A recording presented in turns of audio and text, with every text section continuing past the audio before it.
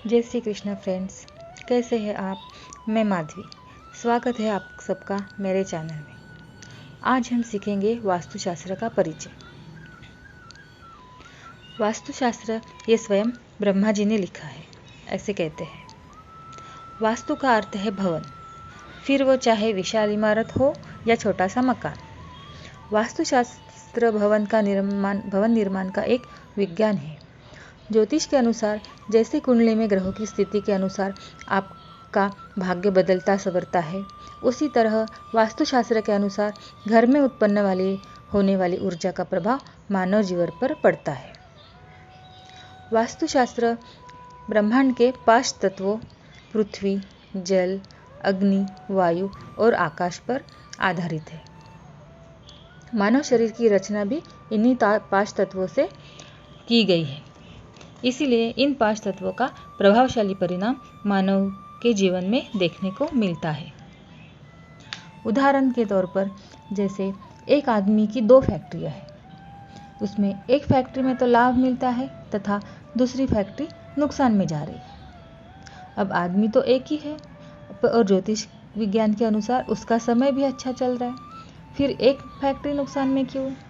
इसका जवाब है वास्तु दोष। नुकसान कराने वाली फैक्ट्री में वास्तु दोष है।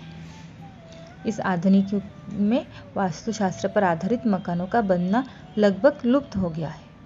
इसलिए हम देखते हैं कि ज़्यादातर लोग आजकल समस्याओं और बीमारियों से पीड़ित हैं।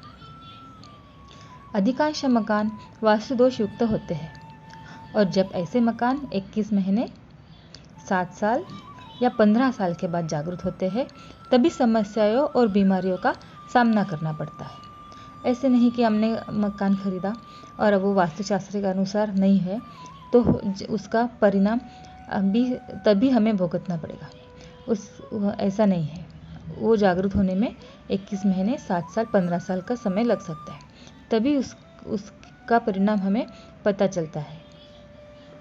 अब हम दिशाओं के बारे में जानेंगे। पहली दिशा है नॉर्थ से हम लोग शुरू करेंगे। नॉर्थ यानी उत्तर, ये है वास्तु पुरुष की इमेज। नॉर्थ, ईशान यानी नॉर्थ ईस्ट, पूर्व यानी ईस्ट, अग्नि यानी साउथ ईस्ट, दक्षिण यानी साउथ, नेतृत्व यानी साउथ वेस्ट, पश्चिम यानी वेस्ट और वायव्य यानी नॉर्थ ईस्ट। तो पहली दिशा हम ईशान दिशा से शुरू करेंगे, जहाँ पर वास्तु पुरुष का सिर है। ईशान में जल तत्व है, गुरु ग्रह है तथा वास्तु पुरुष का सिर भी ईशान में ही है, तो ईशान में जल तत्व है। तो अभी हम सीखेंगे कि ईशान दिशा में क्या क्या नहीं होना चाहिए और क्या क्या होना चाहिए। तो ईशान में रसोई हो सकती है या नहीं, क्योंकि रसोई है अग्नि है और ईशान है जल तत्व है, तो दोनों विरोधाभासी हैं। तो ईशान में रसोई नहीं होनी चाहिए। अगर आपकी रसोई ईशान में है तो क्या होगा? एक बेटी का ससुराल में दुखी होना तय है। घर में तनाव का वातावरण का कारक है। घर की महिला की सेहत अच्छी नहीं रहेगी। अचानक धन हानि का भी कारक है। तो ईशान में रसोई नहीं होनी चाहिए। अगर है तो क्या कर सकते हैं? छोटे मोटे उपाय हम कर सकते हैं। ईशान कोने में अगर रसोई है तो वहाँ पे एक बाउल भर के खड़ा नमक रख दीजिए। हर 2 हफ्ते बाद उसे फ्लश कर दीजिए। एक एलोवेरा प्लांट भी आप ईशान कोने में अगर रसोई है तो रख सकते हैं। अगर ईशान में टॉयलेट या बाथरूम होने से क्या फ़र्क पड़ता है? ईशान में टॉयलेट बाथरूम भी नहीं होना चाहिए। जीवन के हर क्षेत्र में संघर्ष का प्रतीक है। बच्चों की पढ़ाई के नतीजे खराब करता है। आर्थिक स्थिरता कभी नहीं देता। तो ईशान में टॉयलेट बाथरूम भी नहीं होना चाहिए। अगर है तो छोटी मोटी रेमेडीज कर सकते हैं। मनी प्लांट लगा ले। मनी प्लांट का एक पौधा कांच की बोतल में डाल के रख दे, या खड़ा नमक बाउल में रख दे और फ्लश कर दे 2 हफ्तों बाद। और ये जो बाथरूम है जो ईशान कोने में है, ये हमेशा साफ सुथरा रखें, सुगंधित रखें। एक लाइट हमेशा जली हो। छोटी मोटी रेमेडीज करेंगे तो इतना ये नुकसान नहीं करेगा।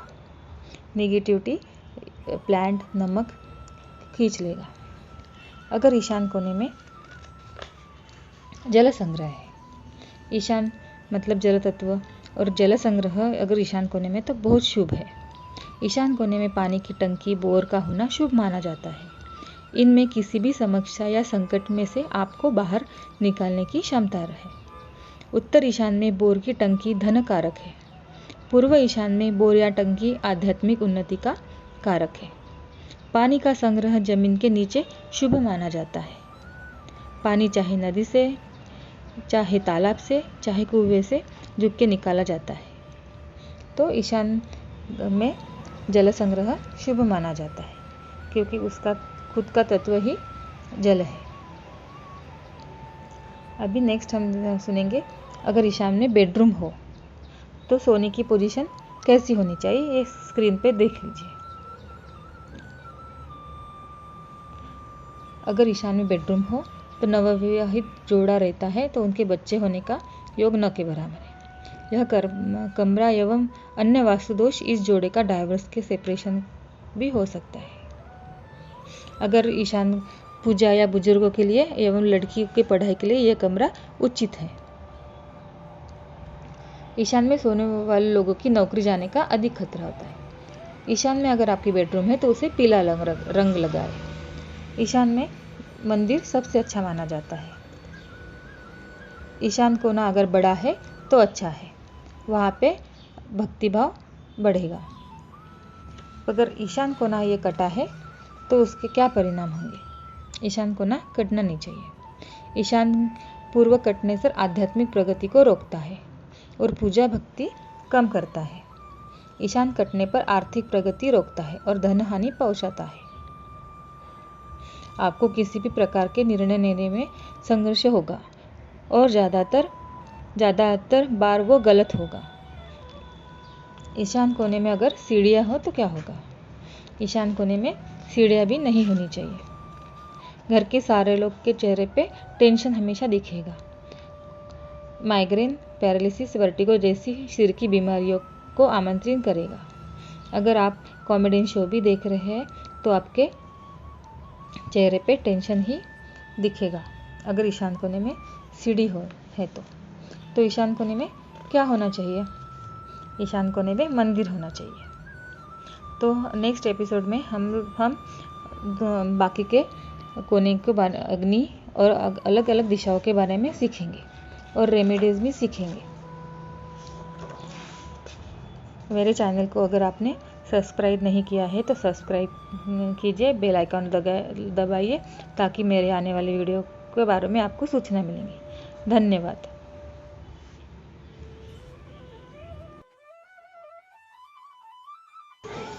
बेसिक वास्तुशास्त्र का नॉलेज हर किसी को होना चाहिए। हम इसका इस्तेमाल करके हम अपने बच्चों की सेहत, बच्चों की पढ़ाई इम्प्रूवमेंट ला सकते हैं। हस्बैंड का ऑफिस, हस्बैंड की सेहत इम्प्रूवमेंट ला सकते हैं। खुद की सेहत, खुद का करियर, इन सब में हम इम्प्रूवमेंट ला सकते हैं। ये ज्ञान स्वयं ब्रह्मा जी ने लिखा है। ज्योतिष शास्त्र भी एक बहुत अच्छा शास्त्र है। कहते हैं कि ज्योतिष शास्त्र हजारों साल की तपस्या के बाद साधु संतों ने बहुत रिसर्च के बाद लिखा है। तो ये दोनों शास्त्र बहुत मायने रखते हैं हमारे ज़िंदगी में। तो थोड़ा बहुत वास्तुशास्त्र का ज्ञान हर व्यक्ति को होना चाहिए। धन्यवाद दोस्तों, धन्यवाद फ्रेंड्स।